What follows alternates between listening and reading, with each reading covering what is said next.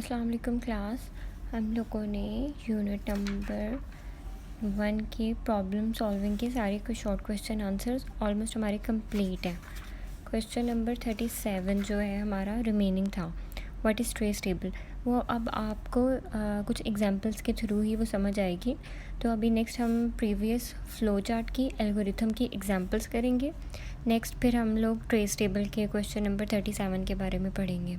Page number है आपका 8 और इस पे फ़्लो चार्ट के डिफरेंट आपको सिंबल्स बताए गए हैं कि सबसे पहले हमारे पास कौन सा सिंबल है, ओवल का। ओवल का मैंने आपको पहले बता दिया था कि ओवल के सिंबल के अंदर हम लोग हमेशा स्टार्ट और एंड लेते हैं। ठीक है, हमेशा जब हमने किसी भी फ़्लो चार्ट बनाते हैं तो हमेशा उसके अंदर जो पहला हमारा सिंबल होता है वो होता है ओवल, और ओवल के अंदर हम लोग रखते हैं स्टार्ट और एंड। ठीक है, जब हम स्टार्ट लेंगे तो हम ओवल बनाएंगे। नेक्स्ट है हमारे पास इनपुट एंड आउटपुट सिंबल्स। उसके लिए हम लोग ये थोड़ा सा जो टेढ़ा करके रेक्टेंगल होता है, हम लोग इसको इस तरीके से रिप्रेजेंट करते हैं, पैरेललोग्राम को। ठीक है, इसमें हम लोग अपने इनपुट मार्क्स या फिर डिस्प्ले मार्क्स, यानी जो भी हमारे पास इनपुट होता है, कोई भी नंबर है, मतलब मेरे पास 5 नंबर है तो फिर हम लोग वो इसमें शो करते हैं। तो ये हमारा इस तरह के सिंबल को शो करता है। नेक्स्ट हमारे पास आ जाता है प्रोसेस सिंबल। प्रोसेस सिंबल को हम लोग रेक्टेंगल में करते हैं। ठीक है, जैसे कि हमारे पास यहाँ इनपुट में हमारे पास था सम की वैल्यू हम लोगों ने आगे, सम हमारे पास इनपुट था, उसको हमने सॉल्व करना था। जब हमने कोई भी मल्टीप्लिकेशन या प्लस करना हो या कुछ भी करना हो तो हम उसके लिए इस तरह रेक्टेंगल का सिंबल ड्रॉ करते हैं, और फिर उसके अंदर हम बाकी मल्टीप्लिकेशन हो जाए, हमारा कुछ भी मल्टीप्लिकेशन हो, एडिशन हो, सब्ट्रैक्शन हो, कुछ भी, तो वो हम इस तरह के रेक्टेंगल सिंबल में करते हैं। ठीक है, जैसे यहाँ सम की वैल्यू उन्होंने a+b सपोज कर ली, कोई भी वैल्यूज़, और उसका सम निकाल लिया। नेक्स्ट है हमारे पास फ़्लो लाइंस। ठीक है, जब हम ये सारा कुछ ड्रॉ कर रहे होते हैं तो यहाँ पर हमारी फ़्लो लाइंस इस तरीके से ड्रॉ होती जाती हैं। इस तरीके से ये सारी फ़्लो लाइंस ड्रॉ होती हैं। तो फ़्लो लाइंस का काम होता है कि वो हमारा कनेक्शन बनाता है, हमारी डायरेक्शन दे रहा होता है कि इसने नेक्स्ट इसका ये है, उसके बाद नेक्स्ट ये है, फिर नेक्स्ट उसका ये है, तो वो डायरेक्शन बना रहा होता है। फ़्लो लाइंस हमें डायरेक्शन देती हैं।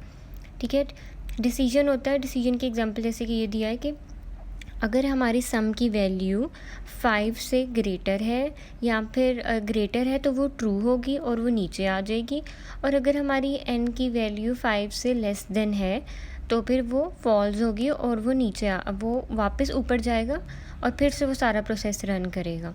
ठीक है, अगर हमारी ट्रू है तो वो नीचे डायरेक्ट एंड वाले सिंबल पे चली जाएगी, यानी वो एंड पर आ जाएगी।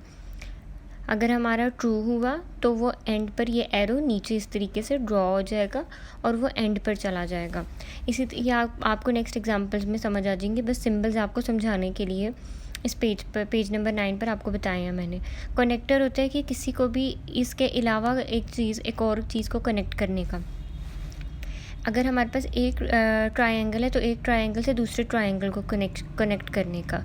ये भी नेक्स्ट आपको एग्जांपल से समझ आ जाएगी। पेज कनेक्टर, ये एक पेज से दूसरे पेज पे जाने के लिए पेज कनेक्टर यूज़ होता है। अब सबसे पहले वाली जो हमारी एग्जांपल है वो है एग्जांपल नंबर 1.1 का है फ़्लो चार्ट। उसमें उसने बताया है सबसे पहले हमने क्या करना है, draw a flow chart to convert temperature from Celsius to Fahrenheit. अब सेल्सियस से आगे लिखा है टू टू फ़ारेनहाइट, यानी हमने सेल्सियस से लेकर फ़ारेनहाइट की तरफ जाना है। ठीक है, तो फिर हमारा सेल्सियस तो हो गया इनपुट, फ़ारेनहाइट हमारे पास हो गया हमारा आंसर। मतलब हमें जो चाहिए, हमारा रिक्वायर्ड क्या है, हमें फ़ारेनहाइट चाहिए, फाइंड हमने फ़ारेनहाइट करना है। सेल्सियस हमारा इनपुट हो गया। स्टार्ट लिया, स्टार्ट का जैसे हम सिंबल लेते हैं हमेशा फ़्लो चार्ट के अंदर, वैसे ही इनपुट हमारे पास क्या था, सेल्सियस। उसके बाद हमने कोई भी मल्टीप्लिकेशन, कोई भी फार्मूला यूज़ करना होगा तो हमारी रेक्टेंगल यूज़ करते हैं। ये रेक्टेंगल का सिंबल है। ठीक है, रेक्टेंगल यूज़ करते हैं फॉर एनी कैलकुलेशन। ठीक है, यहाँ पे फ़ारेनहाइट का हमने Fahrenheit is equals to Celsius multiply by 9/5+2, ये फ़ारेनहाइट का फार्मूला है। ठीक है, हम लोगों ने इसी तरीके से अब हमने फाइंड क्या करना था, फ़ारेनहाइट। तो हमने प्रिंट में हमेशा फ़ारेनहाइट की वैल्यू देती है। जैसे कि जब हम कैलकुलेट कर रहे होते हैं कोई वैल्यू, तो कैलकुलेटर के ऊपर हम हमेशा 5/5 इक्वल का साइन मैप करते हैं, तो फिर हमारा आंसर निकलता है। तो इसी तरह हमारा आंसर यहाँ पर कैसे निकलेगा, प्रिंट से। हम कैलकुलेटर में क्या करते हैं इक्वल, और यहाँ हम फ्लो चार्ट में हम लोग क्या कर रहे होते हैं प्रिंट का बटन दबाते हैं। प्रिंट हम लोगों ने क्या करना है फ़ारेनहाइट, क्योंकि हमें फ़ारेनहाइट रिक्वायर्ड था, हमने फाइंड ही फ़ारेनहाइट करना था, इसलिए फ़ारेनहाइट हम प्रिंट के बाद फ़ारेनहाइट लिखेंगे। फ़ारेनहाइट का फॉर्मूला ये है, और जो इनपुट का था हमारे पास, इनपुट क्या था सेल्सियस, क्योंकि हम लोग सेल्सियस से आगे जा रहे हैं। सेल्सियस से आगे हमारे पास क्या है फ़ारेनहाइट, सेल्सियस तो ऑलरेडी हमारे पास है। तो इस तरीके से आप याद रखिए, जो फ्रॉम के बाद आता है, फ्रॉम के बाद जैसे सेल्सियस था तो वो हमारा इनपुट हुआ, और 2 के बाद हमारे पास आ जाता है फ़ारेनहाइट। जो 2 के बाद वैल्यू आ रही है वो हमारा हो गया, वो हमने फाइंड करनी है वैल्यू, इस तरीके से। ठीक है, इसकी थोड़ी सी एक्सप्लेनेशन है, जिस आपने इसको भी पढ़ लेना है और फ्लो चार्ट ड्रॉ कर लेना है। अब नेक्स्ट क्वेश्चन भी हमारे पास, नेक्स्ट हमारी एग्जांपल भी इसी तरह है कि हमने टेम्परेचर हम लोगों ने लेना है फ्रॉम फ़ारेनहाइट टू सेल्सियस से। अब इसी तरह इनपुट हमारे पास फ़ारेनहाइट है, अब फ़ारेनहाइट से सेल्सियस की तरफ जाना है।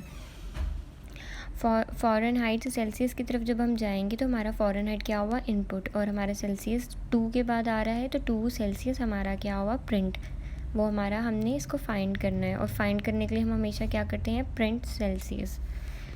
इसी तरीके से नेक्स्ट आप लोगों ने ये वाली एग्जांपल भी कर लेनी है। इसके अंदर हम लोगों ने क्या फाइंड करना है, टू फाइंड, कुछ के अंदर लिखा होता है डायरेक्टली फाइंड, तो फाइंड में हमारे पास जब हमें पता चल जाएगा फाइंड ही करना है, तो हमारा फाइंड क्या होगा, प्रिंट क्या होगा, प्रिंट हमारा एक्सेलरेशन होगा। ऑलरेडी यहाँ पे फाइंड का ऑप्शन दिया हुआ है, इसमें हमारे पास फाइंड का नहीं बताया था, पर हमें इसमें फाइंड का बता दिया, फाइंड द एक्सेलरेशन। ठीक है, इसमें हम एक्सेलरेशन फाइंड करेंगे, और हमारे पास मैस है और फोर्स है। मैस को हम लोग m से डोनेट करेंगे और फोर्स को हम लोग f से डोनेट करेंगे। ठीक है, स्टार्ट हम लोगों ने लिया, इनपुट हमारे पास था मैस और फोर्स, और एक्सेलरेशन हमारे पास थी, एक्सेलरेशन है हमारे पास फोर्स ओवर मैस। ठीक है, और हमने प्रिंट क्या करना था एक्सेलरेशन।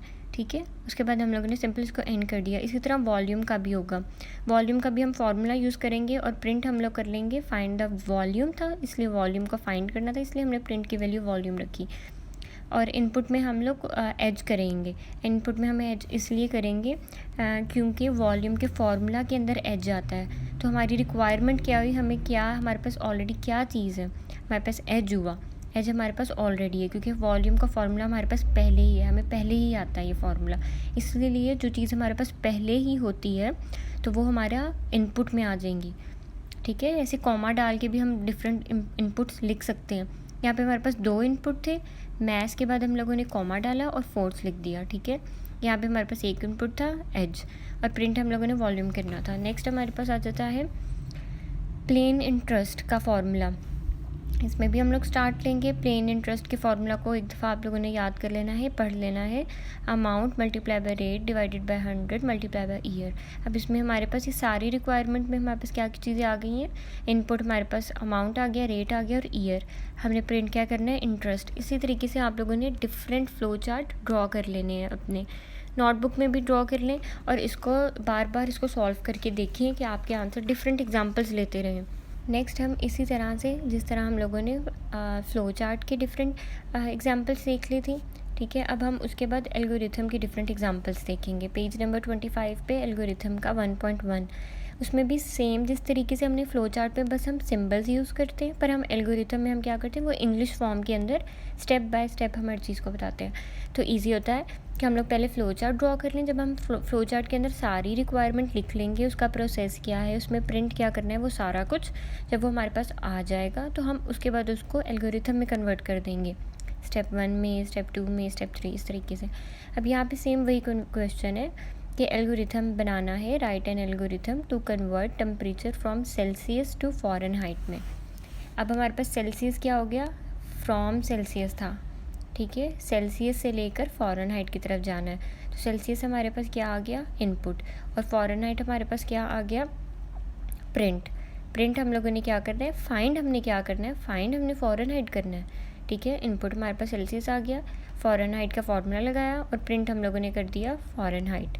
इसी तरीके से यहाँ पर हम लोग फ़ारेनहाइट से सेल्सियस की तरफ जाएंगे, फ़ारेनहाइट से सेल्सियस की तरफ जाएंगे तो फ़ारेनहाइट ऑलरेडी हमारे पास हुआ, इनपुट में फ़ारेनहाइट आ गया।